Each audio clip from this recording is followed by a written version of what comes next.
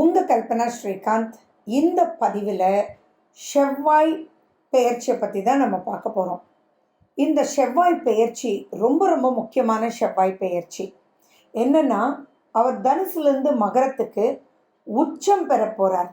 So அற்புதமான இந்த செவ்வாய் பெயர்ச்சியில் 4 ராசிக்கு ருச்சிக யோகம் கிடைக்க போகுது. இந்த செவ்வாய் பெயர்ச்சி எப்போ வருது அப்படின்னா, பிப்ரவரி 4ஆம் தேதியிலேருந்து மார்ச் 14ஆம் தேதி 2024 வரைக்கும். இந்த செவ்வாய் பயிற்சி மகத்துவமான செவ்வாய் பயிற்சி. உங்களுடைய ராசி லக்னத்துக்கு இந்த செவ்வாய் பயிற்சி அற்புதமான மாற்றங்களை கொண்டு வரக்கூடிய ஒரு நிலையில் இருக்குது. இந்த அற்புதமான செவ்வாய் பயிற்சியில் என்னென்ன நீங்கள் காஷனாக இருக்கணும், காஷனாக இருக்கணும்னா எப்படி ஓவர் கம் பண்ணணும், நல்லா இருக்குன்னா எப்படி யூஸ் பண்ணிக்கணும் அப்படின்றது லாஸ்ட்டில் சொல்கிறேன். ஸ்கிப் பண்ணாமல் பாருங்கள், ரொம்ப யூஸ்ஃபுல்லாக உங்களுக்கு இருக்கும். துலா ராசி மற்றும் துலா லக்ன அன்பர்களுக்கு இந்த செவ்வாய் பெயர்ச்சி அற்புதமான பொன்னான அனைத்து பிரச்சனைகளையும் தீரப்போட, துன்பமெல்லாம் முடிந்ததுப்பா, அப்பா இனி இல்லையடா தீமை, எல்லாம் சரியாயிடும் அப்படின்ற வார்த்தை உங்களுக்கு தான். துலா ராசி தொடர்ந்து நவம்பர் மாதத்துக்கு முன்னாடி தொடர்ந்து அப்படியே புரட்டி போயிட்டே இருந்தீங்கன்னா எல்லாமே சங்கடம், எல்லாமே பிரச்சனை. அப்படிப்பட்ட துளாராசி அன்பர்களுக்கு ஒன்றொன்னா நல்லா வருது. அதில் இந்த செவ்வாய் பெயர்ச்சி மிகவும் மிகவும் மிகவும் சூப்பர்.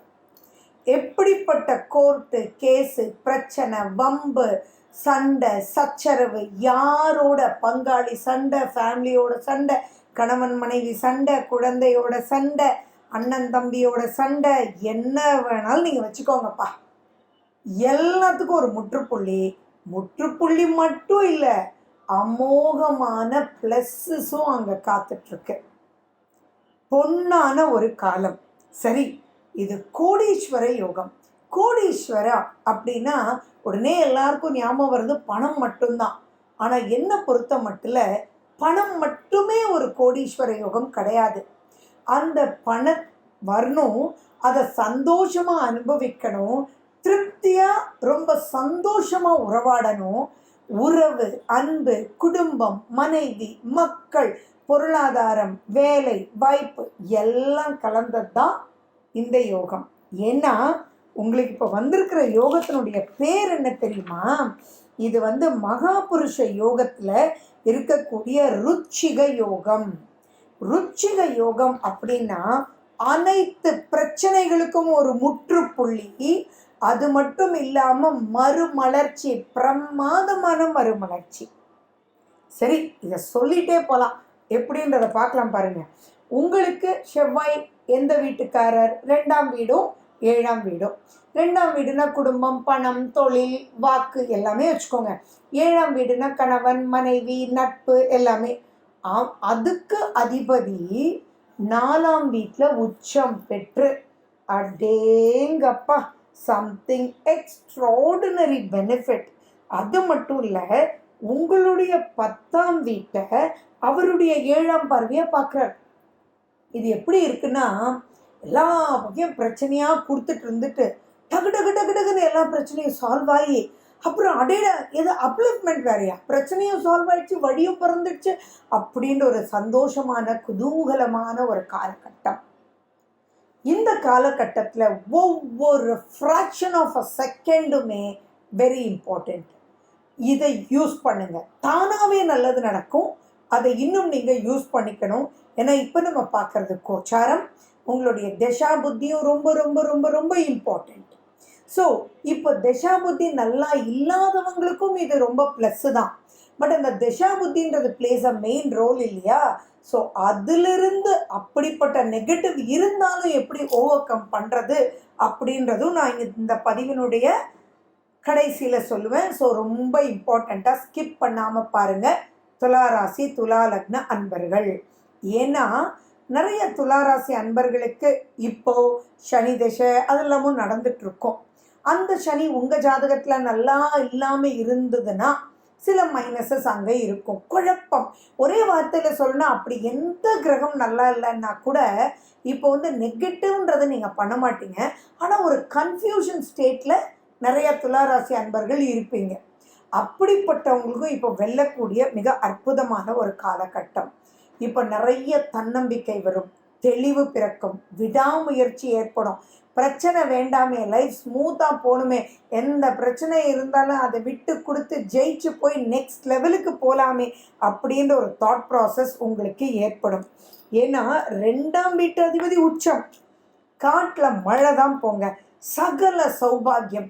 அட கடன் வரும், பிஸ்னஸ் ரொம்ப நல்லா நடக்கும், கேட்ட இடத்துலலாம் பணம் கொடுப்பாங்க, ஹஸ்பண்ட் ஒய்ஃப் ரிலேஷன்ஷிப் ரொம்ப நல்லா இருக்கும். நிறைய ஈவன் ஒரு 30 வருஷம் கல்யாணம் ஆகி ஆன தம்பதியர் கூட துளாராசி துலா லக்ன அன்பர்களாக இருக்கும்போது இப்போ ஒருத்தர் திரும்பிட்டு உட்கார்ற மாதிரி சிச்சுவேஷன் இருந்தது. எப்போ? அக்டோபருக்கு முன்னாடி. ஆனால் இப்போ படிப்படியாக அது வெளியில் வந்தாச்சு. பட் இருந்தாலும் ஒரு குழப்ப நிலையில் இருக்கிறீங்க. அந்த குழப்ப நிலையிலேருந்து வெளியில் வர்றதுக்கு இந்த செவ்வாய் பெயர்ச்சி மிகவுமே உதவும். மே மாதத்துக்கு அப்புறம் குரு ரொம்ப நல்லா இருக்கு. பட் அதுக்கு முன்னாடி பிரச்சனையை சால்வ் பண்ணி ரொம்ப சூப்பரான ஒரு அப்லிஃப்ட்மெண்ட்டை கொடுக்கக்கூடிய ருச்சிக யோகத்தில் தான் இந்த துளாராசி துலா லக்ன அன்பர்களுக்கு இருக்குது. மொத்தத்துலங்க ரொம்ப தைரியம் வந்துடும். அந்த தைரியம் உண்மையான தைரியமாக இருக்கும். உண்மையான அப்படின்ற ஒரு வார்த்தை தான் இங்கே முக்கியம். கோபம் அப்படின்றது எல்லாருக்குமே வரக்கூடியது. அந்த கோபம் கூட, ஏன்னா 4 செவ்வாய்னா கொஞ்சம் கோபம் தான், இல்லைன்றதெல்லாம் நான் சொல்ல மாட்டேன்.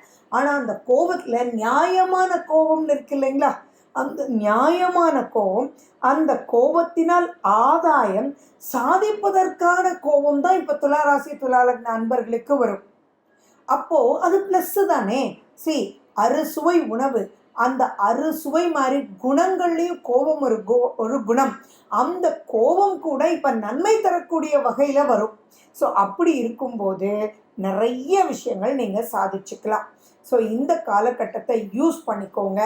நீங்கள் வராகி அம்மனுடைய வழிபாடு, துர்க்கை அம்மனுடைய வழிபாடு, அதே மாதிரி முருகனுடைய வழிபாடு ரொம்ப ரொம்ப ரொம்ப சூப்பர்.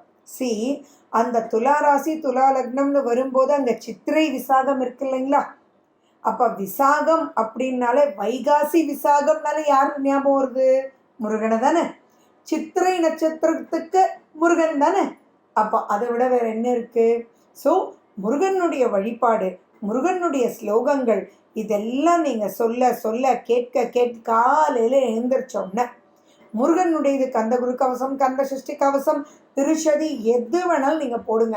முருகனுக்கு இம்பார்ட்டன்ஸ் கொடுங்க. அரளி மாலை கையில் எடுத்துக்கோங்க. ஆத்மார்த்தமாக ப்ரே பண்ணுங்க. முருகனுக்கு சமர்ப்பிச்சிடுங்க. ஒரு வேல் பண்ணி உங்கள் பக்கத்தில் வச்சுக்கோங்க. அது குட்டி வெள்ளி வேலாக இருக்கலாம், வெங்கல வேலாக இருக்கலாம், காப்பர் வேலாக இருக்கலாம். உங்களுடைய பர்ஸில் ஹேண்ட்பேக்கில் நீங்கள் வச்சுக்கோங்க. அப்படி சுழண்டு உங்களுக்கு அப்லிஃப்ட்மெண்ட் கொடுக்கறதுக்கு செவ்வாய் வந்துட்டாருங்க. செவ்வாய் வந்துட்டாலே தளபதிங்க. அரசனை விட யார் இந்த போருக்கு தளபதின்னு தானே கேட்பாங்க. அந்த தளபதி தானே எல்லா யூகத்தையும் அமைப்பார். அந்த தளபதி உங்கள் பக்கத்தில் அப்போது வெற்றி நிச்சயம்ன்றதுல எந்த விதமான ஒரு டவுட்டும் இல்லை. ஸோ உங்களுடைய சுய ஜாதகத்தில் தசா புத்திகள் சரியில்லைன்னா கூட இப்போ பாசிட்டிவாக இருக்குது. ஸோ இந்த பாசிட்டிவான காலகட்டத்தில் நீங்கள் யூஸ் பண்ணிவிட்டு ஆட்டோமேட்டிக்காக ஸ்மூத் லைஃப், அபரிவிதமான அப்லிஃப்ட்மெண்ட், எது உங்களுக்கு ஸ்மூத்னஸை கொடுக்கும், எது உங்களுக்கு ஹாப்பினஸை கொடுக்கும், எந்த வெற்றி நியாயமான வெற்றி அப்படின்றதெல்லாம் கண்ணில் காமிச்சு உங்களை கை கொடுத்து கூட்டிகிட்டு போய் உங்களை பெரிய உண்மையான கோடீஸ்வர யோகத்தை கண்ணில் காமிக்கக்கூடிய ஒரு அற்புதமான காலகட்டம் தான் இந்த பிப்ரவரி 4 உங்களுக்கு மார்ச் 14 வரைக்கும். So it is something extraordinary. மனசார பிரார்த்திங்க. உங்களுக்கு என்ன வேணுமோ அந்த தளபதி கிட்ட சொல்லுங்க. அவர் பார்த்துக்குவார். நெக்ஸ்ட் ஸ்டேஜ் ஆஃப் லைஃப்க்கு நிம்மதியாக கூட்டிகிட்டு போயிடுவார். ஃபஸ்ட் கிளாஸாக ரசித்து வாழக்கூடிய காலம் வாவான்னு காத்துருங்க. ஓகே. மேலும் விவரங்களுக்கு ஃபோன் நம்பர் 9842266555